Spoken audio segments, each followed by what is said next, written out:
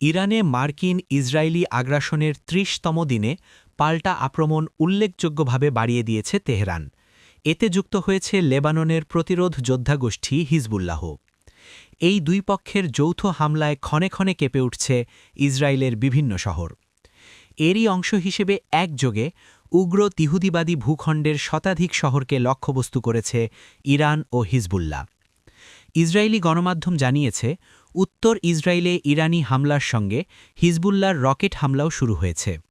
এই জোড়া হামলার কারণে ১০০টিরও বেশি শহরে সতর্ক সংকেত বা সাইরেন বাজানো হয়েছে।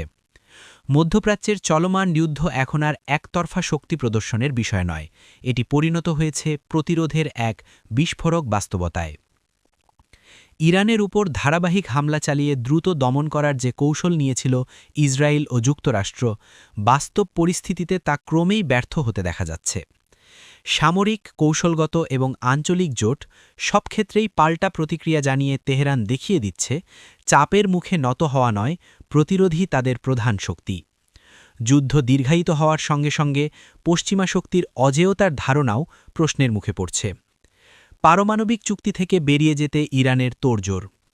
ইসরায়েল ও যুক্তরাষ্ট্রের ক্রমবর্ধমান হামলার মুখে আন্তর্জাতিক পারমাণবিক অস্ত্র বিস্তার রোধ চুক্তি থেকে বেরিয়ে যাওয়ার উদ্যোগ নিচ্ছে ইরান।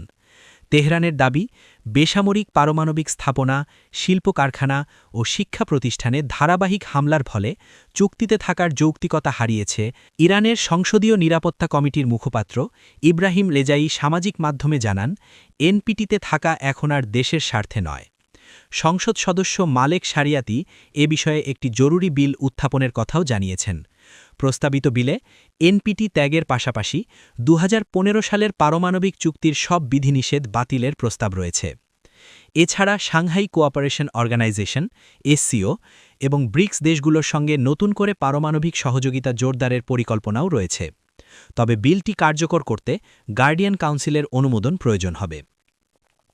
এটি কোনো জল্পনা নয়, বর্তমান যুদ্ধে ইরানের কৌশল দম ধরে রাখা এবং যুদ্ধ দীর্ঘায়িত করা, শত্রুদের চেয়ে বেশি দিন টিকে থাকা, আঘাত সামলে ওঠা, জ্বালানি সরবরাহ ব্যাহত করা এবং এই বাজি ধরা যে ইরানের আগেই ওয়াশিংটন ও তার মিত্রদের রাজনৈতিক সংকল্প ভেঙে পড়বে।